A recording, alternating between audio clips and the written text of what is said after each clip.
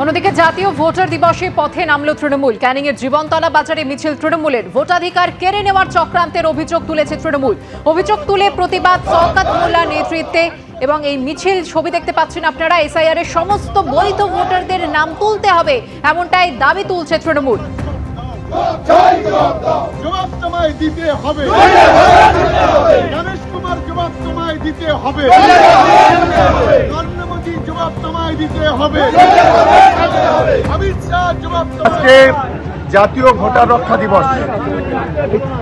যেভাবে বিজেপির মদতে, বিজেপির দালালতি করে, বিজেপির গোলামতি করে central election commission mister Ganesh Kumar যেভাবে বাংলার মানুষের ভোটাধিকার কেড়ে নেওয়ার চক্রান্ত করছে এবং 126 জন মানুষ এখনো পর্যন্ত সুইসাইড করেছে। প্রচুর বিএলও ইতিমধ্যে সুইসাইড করেছে। অনেকে মৃত্যুর সঙ্গে পাঞ্জা লড়ছে। প্রতিদিন মৃত্যুর মিছিল চলছে গোটা বাংলায়। তাই এই অপদার্থ ইলেকশন কমিশনের বিরুদ্ধে এবং তার মদতদাতা এই নরেন্দ্র মোদী, অমিত শাহ, এই বিজেপি, তাদের বিরুদ্ধে আজকে এই প্রতিবাদ মিছিল। এই প্রতিবাদ মিছিল থেকে কি বলবেন? আমরা এই প্রতিবাদ মিছিল আমাদের একটাই দাবি, নিঃশর্তে প্রত্যেকটি মানুষের ভোটার লিস্টে নাম তুলতে হবে যারা বৈধ ভোটার। আর এসআইআর আবহে জাতীয় ভোটার ডে শুভেচ্ছা বার্তা প্রধানমন্ত্রীর। দেশের গণতান্ত্রিক মূল্যবোধের প্রতি আস্থা আরো গভীর হোক, গণতান্ত্রিক প্রক্রিয়া শক্তিশালী করার কাজ করছে নির্বাচন কমিশন। এই কাজে যুক্ত নির্বাচন কমিশনের কর্মী অফিসারদের শুভেচ্ছা। ভোটার হওয়া মানে শুধুই একটি সাংবিধানিক অধিকার নয়, দেশের ভবিষ্যৎ নির্ধারণে ভোটাধিকার একটা গুরুত্বপূর্ণ দায়িত্ব। আসুন সবাই মিলে গণতান্ত্রিক চেতনাকে সম্মান করি, গণতান্ত্রিক প্রক্রিয়ায় অংশ নিয়ে বিকশিত ভারত গঠনের ভিত্তি দৃঢ় করি। সোশ্যাল মিডিয়া এমনই পোস্ট করেছেন প্রধানমন্ত্রী নরেন্দ্র মোদী।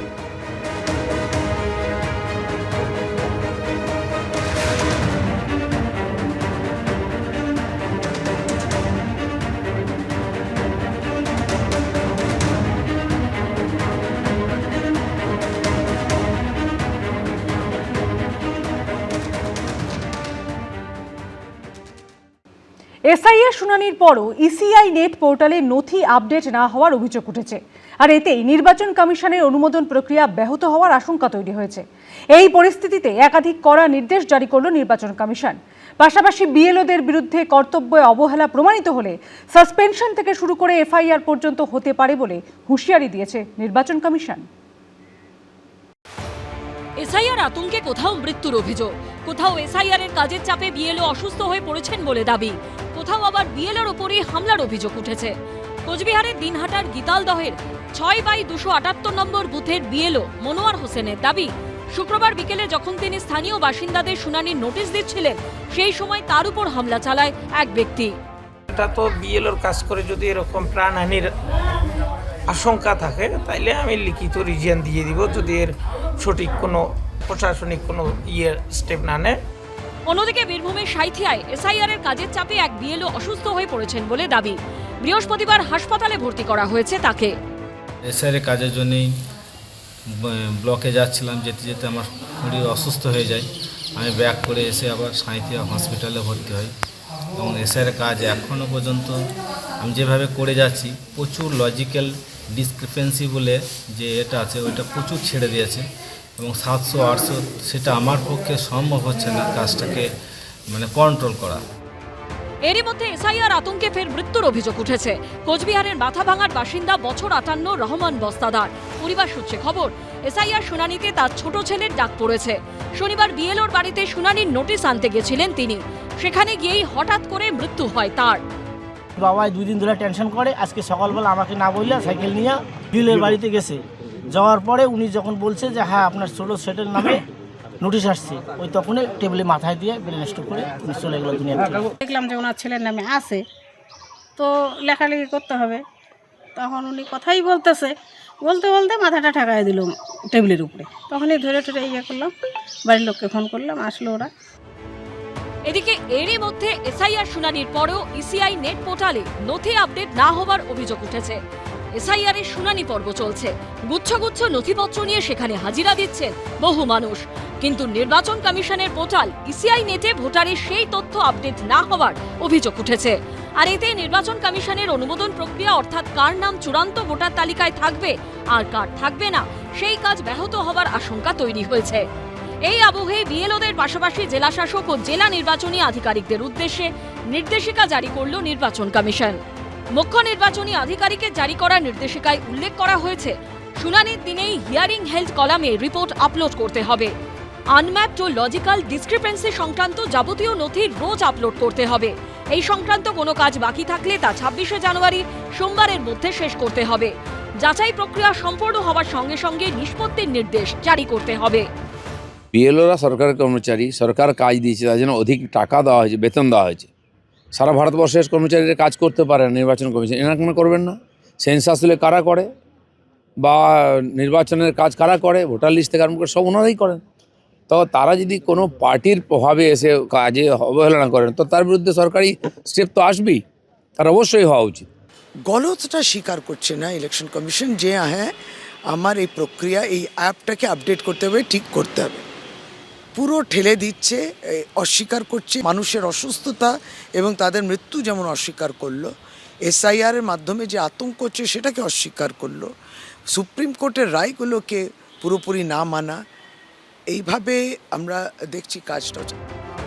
পাশাপাশি বিএলওদের বিরুদ্ধে শৃঙ্খলামূলক ব্যবস্থা নেবার হুঁশিয়ারিও দিয়েছে নির্বাচন কমিশন, যেখানে বলা হয়েছে কর্তব্যে অবহেলা প্রমাণিত হলে বিএলওদের সাসপেনশন থেকে শুরু করে তাদের বিরুদ্ধে এফআইআর পর্যন্ত হতে পারে। ভোটার তালিকার নির্ভুলতা ক্ষুণ্ণ করা বা কোনো রকম অসৎ আচরণ করলে কড়া ব্যবস্থা নেওয়া হবে। সেক্ষেত্রে জেলা নির্বাচন আধিকারিক বা ডিইও প্রথমে অভিযুক্ত বিএলওকে সাসপেন্ড করতে পারবেন। রুমা পাল, কৃষ্ণেন্দু অধিকারী ও রঞ্জিত সাউবের রিপোর্ট, এবিপি আনন্দ। মহারাষ্ট্রে জেলা পরিষদের ভোটে লড়েছেন বিজেপির টিকিটে। সেখানকার ভোটার তালিকায় জলজল করছে নাম। তিনিই আবার বীরভূমেরও ভোটার, ফিল আপ করেছেন এসআইআর এর ফর্ম। এমনকি ডাক পেয়েছেন শুনানিতেও। উজ্জ্বলা আপ্পা বুরুঙ্গালেকে নিয়ে বঙ্গ রাজনীতিতে শুরু হয়েছে বিতর্ক। সদ্য বিজেপির টিকিটে ভোটে লড়েছেন মহারাষ্ট্রে, নাম রয়েছে সে রাজ্যের ভোটার তালিকায়। আবার পশ্চিমবঙ্গের ভোটার তালিকাতেও রয়েছে নাম উজ্জ্বলা আপ্পা বুরুঙ্গালে। এসআইআর আবহে এই মহিলাকে নিয়েই তৈরি হয়েছে বিতর্ক। বর্তমানে মহারাষ্ট্রের নাসিকের বাসিন্দা উজ্জ্বলা আপ্পা বুরুঙ্গালে সম্প্রতি মহারাষ্ট্রের জেলা পরিষদ থেকে বিজেপির প্রার্থী হিসাবে প্রতিদ্বন্দ্বিতা করেছেন। কিন্তু দেশের দুই রাজ্যে ভোটার তালিকায় নাম থাকায় এসআইআর এর শুনানিতেও ডাক পেয়েছেন। আমরা কিছু ত্রুটি পাই, সেই অনুযায়ী ওনার হিয়ারিং হয় এবং উনি হিয়ারিংয়ে এসেছিলেন। বীরভূমের দুবরাজপুর পুরসভার 12 নম্বর ওয়ার্ডের 194 নম্বর বুথের ভোটার উজ্জ্বলা আপ্পা বুরুঙ্গালে 2025-এর ভোটার তালিকাতে নাম রয়েছে তার। এমনকি রাজ্যে এসআইআর পর্বে এনুমারেশন ফর্ম ফিল আপ করে জমাও দিয়েছেন। এরপরও অবশ্য শুনানিতে ডাক পান তিনি। আজকে সকালে আমাকে ঊর্ধ্বতন কর্তৃপক্ষ ফোন করে এবং আমাকে জানায় যে উজ্জ্বলা আপ্পা বুরুঙ্গালে ওনার একবার ফিল্ড ভেরিফিকেশন করতে হবে। আমরা সেইভাবে ভেরিফিকেশন করি এবং ভেরিফিকেশন করে পরে আমরা সেই রিপোর্টটা আমরা ঊর্ধ্বতন কর্তৃপক্ষকে দিয়ে দিয়েছি। কিন্তু পশ্চিমবঙ্গের ভোটার তালিকা থেকে নাম না কাটিয়ে কিভাবে মহারাষ্ট্রের ভোটার হয়ে গেলেন উজ্জ্বলা আপ্পা বুরুঙ্গালে? এইভাবেই তো ওরা লুকিয়ে চুরিয়ে, বাংলায় ওদের ভোটার নেই, বাংলায় ওদের কর্মী নেই, বাংলায় সমর্থন নেই, বাংলার মানুষ ওদের গণশত্রু ভাবেন, অন্য রাজ্যের লোকের নাম কায়দা করে এখানকার ভোটার লিস্টে ঢুকিয়ে দিয়ে ওরা এই চক্রান্তটা করছে। তো সেগুলো সব ফাঁস হয়ে যাচ্ছে। ওরা অনুপ্রবেশকারী বলেছে। আমি স্পষ্ট করে জানিয়ে দিই, হিন্দু কখনো অনুপ্রবেশকারী হয় না। 2 নম্বর বিষয় হচ্ছে, যদি তৃণমূলের অভিযোগ সত্য থাকে, তৃণমূলের অভিযোগের পেছনে যদি কাগজপত্র থাকে, তাহলে ইলেকশন কমিশনে কেন আবেদন করছে না?